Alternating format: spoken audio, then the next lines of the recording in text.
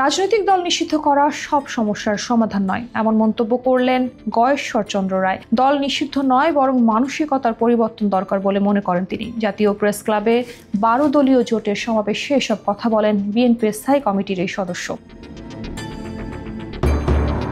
অতীতের উদাহরণ টেনে গয়েশ্বর বলেন, পাকিস্তান সৃষ্টির মূল কারিগর ছিল মুসলিম লীগ। আজকে তাদের অস্তিত্ব খুঁজে পাওয়া যায় না। তার মতে জনগণের বিরুদ্ধে অবস্থান নিলে যে কোনো দলই বিলীন হয়ে যায়, যেমনটা হয়েছে জাসদ, ইউপিপি সহ অন্যান্য বড় দলগুলোর ক্ষেত্রেও।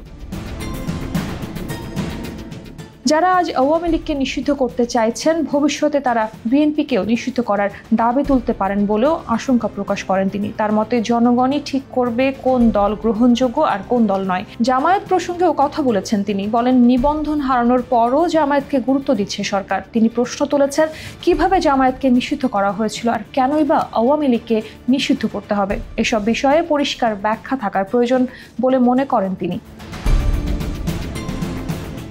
অন্তর্বর্তী সরকারের পরিচালনা নিয়ে সন্দেহ প্রকাশ করে গয়েশ্বর বলেন, যারা এদেশে ১/১১ এনেছিল তারাই অদৃশ্যভাবে সরকার চালাচ্ছে। সাবেক রাষ্ট্রপতি আব্দুল হামিদের বিদেশ যাত্রা নিয়েও সংশয় প্রকাশ করেছেন তিনি। তার ভাষ্য অনুযায়ী, প্রেসিডেন্টের মতো একজন ব্যক্তি যদি সরকারের অনুমতি ছাড়া বিদেশ যেতে পারেন, তাহলে প্রশ্ন থেকে যায়, আসলে দেশের সরকার কয়টি?